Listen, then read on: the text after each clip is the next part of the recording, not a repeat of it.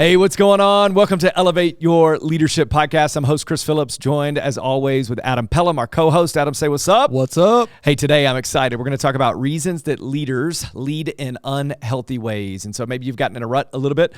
Maybe some of these reasons are why you're in a rut and leading in unhealthy ways. So I hope you'll tune in to part 1 of our How We Can Be Healthy Leaders, episode number 7.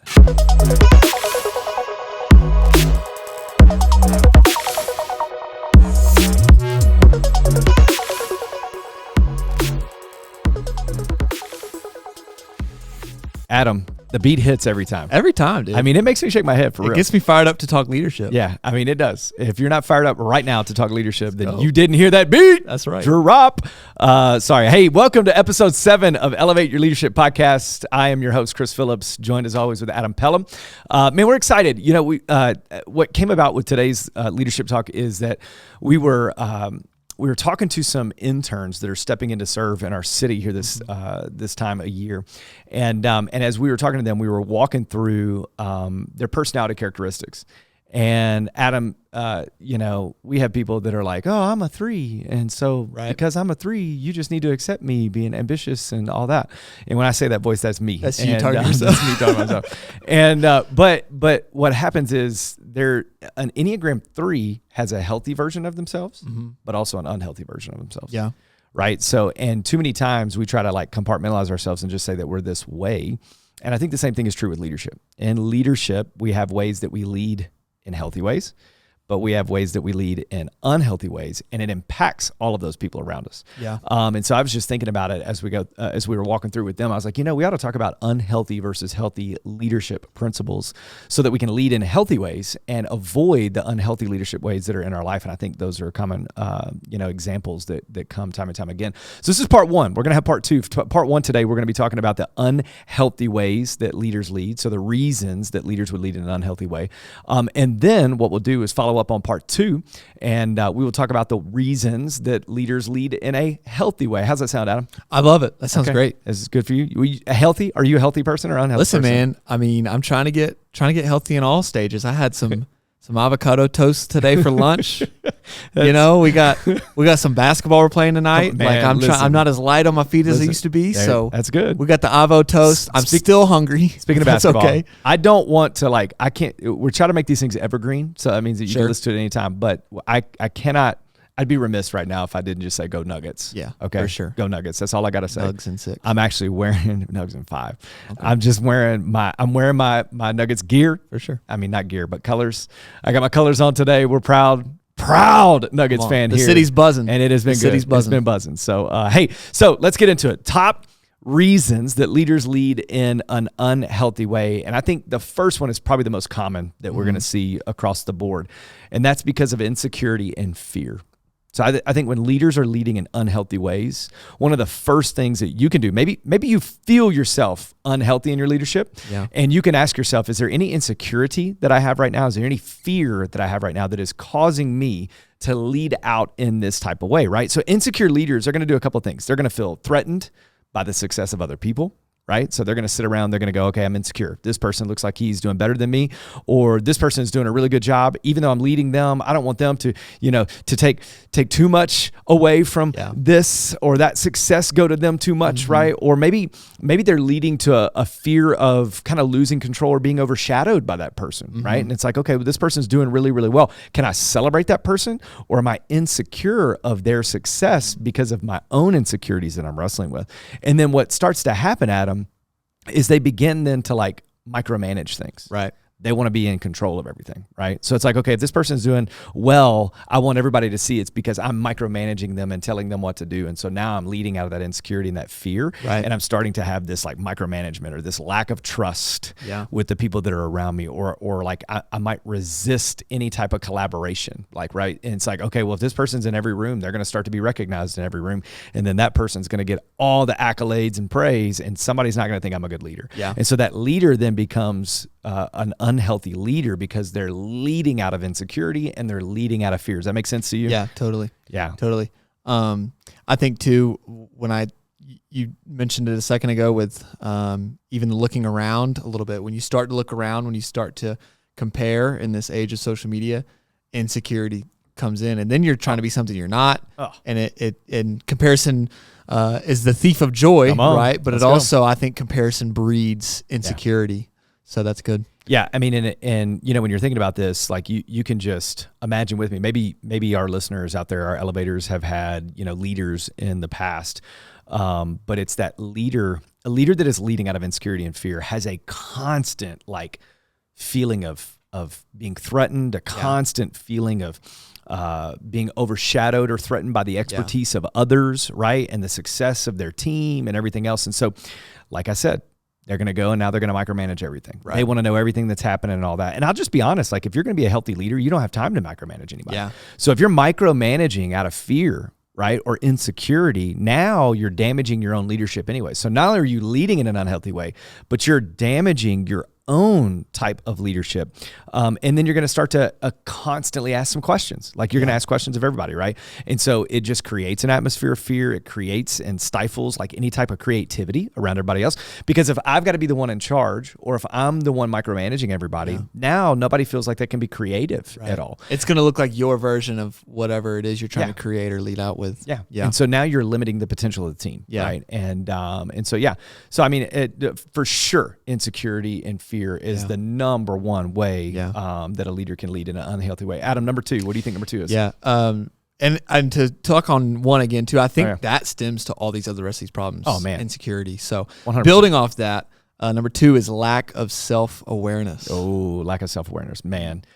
I mean, it is impossible to lead if you are not self-aware. Yeah. If you're not leading yourself, if you don't understand yourself, right? If you don't understand the way you're wired, you cannot lead other people, right? Like, and leaders who lack self-awareness, they're unable to even remotely begin to recognize their own limitations. Yeah. If I'm not self-aware of my limitations, how can I know where I'm limited to let other people lead in ways, right? I don't know my blind spots. I don't even understand the like impact that can have on other people because I'm not self-aware of the situation, right? Yeah. It results in poor communication. It results in things like poor decision-making because I'm not totally self-aware of what's going on, right?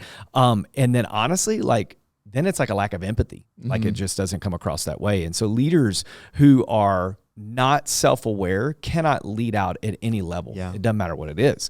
Any examples of a leader that would have a lack of self-awareness or anything like that you can think of in your mind of what would happen with that team? Yeah, I think it's like you said to begin with, it is the minute you start to recognize your own limitations, if you really want your organization, your ministry, whatever it is, plug and play that you're leading out with, if you really want it to grow, you're going to know your limitations. I think that's even in, shout out John Maxwell, right? The self-aware leader. He talks about that. Like knowing your limitations advances the mission to where other people can pick up the slack, because there's a give and a take in leadership with that. And so you have to know your limitations. Yeah, you know, and I think the truth behind this is, this doesn't even mean you're like a bad leader. You're just in an unhealthy way, right? Because like, I was joking about Enneagrams a minute ago, but take like an Enneagram 8 that typically is going to bulldoze people, you know, and kind of create avenues to like blow up stuff.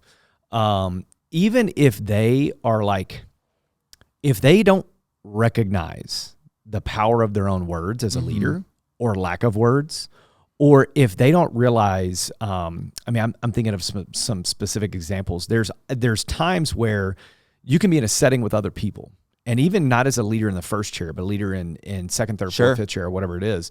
And if you're in a room with other leaders and you're not engaged, or your words are not, you know, as careful as they should be, or you're saying things that like maybe you're okay with, or there's assumptions that everybody's okay with, but you're not looking at the room and aware of the room and aware of your own words and actions in that room, it's going to be really hard for you to lead those people at another time frame, right? And so if you are not aware of how your words are impacting other people, or how your actions in a meeting are impacting other people, or how your actions or words in a meeting combined are impacting other people, and then you try to go and lead those people, like you're completely self-aware, and it means that you're an unhealthy leader and you're not going to be able to lead out to the level that God wants you to.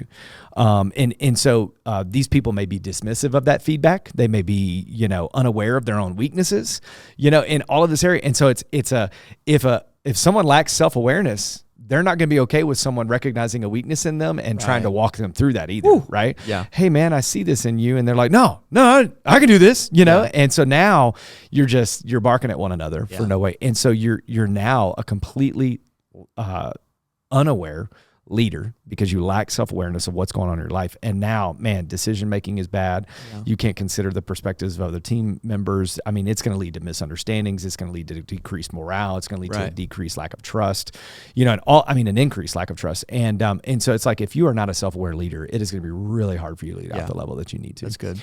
The third one is this, an unhealthy leader not only would be insecure and fearful, would not only have a lack of self-awareness, but another area would be this like pressure to perform. Ooh, I feel that one. Oh man. Okay. Talk about it. Pressure to perform. What would that mean? If a leader doesn't have this healthy rhythms in their life and they feel this pressure to perform, what's going to happen with the team? I think, and we should have a healthy pressure when we're talking about performance, right? We got to be accountable in some of those areas, which we'll talk about. You got to feel it. You got to feel it. You got to feel it. But the constant need for everybody to say that was the best sermon I've ever heard. That was the best. It's not. Whatever. It's not. And there's an unhealthy mindset that I can get to in my avenues of work and leadership, where I just gotta, it's all about what does my performance look like. Yeah. And so how do you balance that in a healthy way? If you let it slide too much. Yeah. And then again, you're not thinking through the overall goal. You're thinking about your goal and how you look, and that one's tough. Yeah, I wrote this down. Leaders under intense pressure to meet targets or achieve success may prioritize results over the well-being and development of their team. That's so good. And so if they're under intense pressure, or they feel they're under intense pressure too, they're going to start to make their target the success. By the way, what is success? Yeah, I still think Vance Pittman said this one time. He's a pastor out of Las Vegas and president of Sin Network. He said we need to redefine the definition of what success means and redeem it to mean obedience. And so if we can just get away from what success is, because by the way, you could be successful in one person's eyes and be a failure same goals, same results, and be a failure in somebody else's eyes. And so we need to redeem it to success. But leaders under intense pressure to meet targets or achieve success may prioritize results over the well-being and development of their team. So now, man, you are nothing but a tool to help me achieve what I'm trying to achieve. Right. And if pressure to perform is the unhealthy way that I'm leading, then man, everybody else is just a stepping stone to get to what I'm trying to get to. Yeah. Right. And no one wants to follow that leader. Oh my gosh. Right? Yeah. So what's going to happen is that leader is going to start to sacrifice like work-life balance. Like they're probably not going to be Sabbathing as a follower of Christ and as a Christian leader. I believe that the principles of Sabbath are true and real. We see that in Scripture. We see that through the life of Jesus. But what happens is if I have this performance, pressure and this pressure to perform, then my work-life balance is going to be out of whack. I'm going to neglect communication like I need to because I'm trying to get to the results. I may even start to, I may cut corners. I may do some things I shouldn't, right? I may overlook the individual needs of team members and all that kind of stuff. And so those leaders leading in an unhealthy way out of a pressure to perform, man, it is chaos, right? So, I mean, you can think about in your mind, that leader who like relentlessly pushes the team to meet like unrealistic targets and expectations. And we're going to talk about this in the healthy component. I mean, like, I think anybody that knows me well enough knows that like, I love succeeding and goals and accomplishments, like, and achievements and those types of things. But I always say, hey, we're going to strive for this. The results are the Lord's, the effort is mine. That's good. So the effort to be there can be there, right? But the results are the Lord's. Yeah. But if I have a pressure to perform, then I'm thinking that the effort and the results are mine, right? And so from a Christian worldview, I just say push as hard as we can. The results are the Lord's. Let's get there and let's give that to the Lord, whatever happens. We just don't want to be caught going, I think I could have given a little bit more in this area. Yeah. But a leader that has a pressure to perform is leading in an unhealthy way. And so like I said, they're going to neglect a lot of things to get to that success in there. For sure. Fourth thing is this. There's also an unhealthy leader that lacks accountability. There's just a lack of accountability. This means like leaders avoid accountability. Yeah. It means that they don't have an accountability, structure set up in their lives. And what they're going to do with that, because there's not the accountability, now I can blame other people for failures. I can blame other people for the things that go wrong. I can blame other people or make excuses or even deflect responsibility, right? We were doing an exercise yesterday with a young crew, and we were kind of walking through what it looks like to lead teams and everything else. And this person kind of messed up the instructions on this little team building game that we had. And the person in there, she came back. Now, they got fourth out of fourth place. Okay. 4 places, 4 people. At first I was like, fourth? Okay, fourth, not bad. Fourth place. Snap. Out of 4. Yeah. And so the question in the evaluation time, we ask, why do you think this exercise was challenging, right? And this person goes, the instructions weren't good. Oh. And it was like, well, okay. And so somebody pointed out, well, the team that got first place did a really good job and they got the same instructions that you did. So what happened there, right? And what happens there is there's this like lack of internal accountability to like, oh yeah, maybe I didn't hear them. Sure. Maybe I wasn't paying attention to them the way I needed to, but they were trying to deflect responsibility for how it went poorly because they were the point person on what happened in this team building exercise. And so, yeah, leaders who lack accountability, man, they like will blame other people. They'll make excuses. They'll deflect responsibility. And guess what that does? Like, I mean, when I deflect responsibility to the rest of the team, what does that do to the rest of the team, Adam? I mean, you have to pick up even more slack there, and probably get in lanes that you're not supposed to be in, and carry the load in areas that maybe you're not even gifted in as the team member that you signed up to do, right? And as a leader, if as a leader in the first chair that I am, if I'm always deflecting everything to everyone else, what does that do for team morale? Oh, it's not even there. Yeah. There is no team. Yeah. It's solo. It's done. And so I may be able to deflect it and I may feel better about myself because I'm an unhealthy leader and I'm trying to deflect all of this accountability and responsibility. Yeah. But at the end of the day, I'm crushing my team because now all they think is like, hey, no matter what happens, he's going to get all the praise if it goes well and we're going to get all the blame if it goes bad. Yeah. There is zero team morale there. So there's no growth atmosphere. There's no development atmosphere. There's no improvement atmosphere. Man, this crushes a team. Oh, yeah. When there is a lack of accountability for the leader to say, you know what, this is on me. And I don't do this the best by any means, but I think one of the things I ultimately do is even if something goes wrong and it wasn't me that ultimately was the point person in that way that when it went wrong, I usually say, I could have been clearer in my expectations. Yeah. I should have followed through in this way. This is on me because I'm the one in charge, right? That's leading in a healthy way, right? Yeah. And we'll talk about that next time. And I think even too, like thinking through accountability, yes, we need to keep each other in check with certain things, but even on the flip side too, having a culture of honoring one another and recognizing what someone stepped up to the plate for during the week. It's one of my favorite things that we've started to implement even in our staff meetings is, hey, we're going to take the first 5, maybe 10 minutes if it takes that long to just honor each other. And when we're done honoring, we'll move on to the business to do some things. And so I think you need a healthy balance of that as well to boost that morale. It's got to be there. It's got to be there. But if you're leading in an unhealthy way, there's certainly a lack of accountability. So leading in an unhealthy way, there's insecurity and fear. Maybe it's because of a lack of self-awareness. Maybe it's because of a pressure to perform. Maybe it's because of a lack of accountability. And then 5, but certainly not least, is a resistance to change. You might be leading in an unhealthy way because you have a resistance to change. And I don't know about you. I don't know a whole lot of people that are like, sweet, let's change everything. Right. Now, some people are. I'm kind of wired that way a little bit. Sometimes I like to create problems just so I can solve them and change there a little bit. Come on. But an unhealthy way to lead would be someone that has a resistance to change. And so they're just not doing anything because of that resistance, right? So leaders who resist change cling to like familiar routines. Yeah. Now, I'm a rhythmic guy and I like it. Sure. And so they cling to familiar routines. They cling to like the processes. They want them to stay the same. They cling to things like the methods, and we've always done it this way, and let's continue to do it this way. And at one point this worked, so let's just keep trying this again and again and again until it works again, right? And so what happens there is they begin to reject new ideas. They stymie, again, the creativity and growth on their team.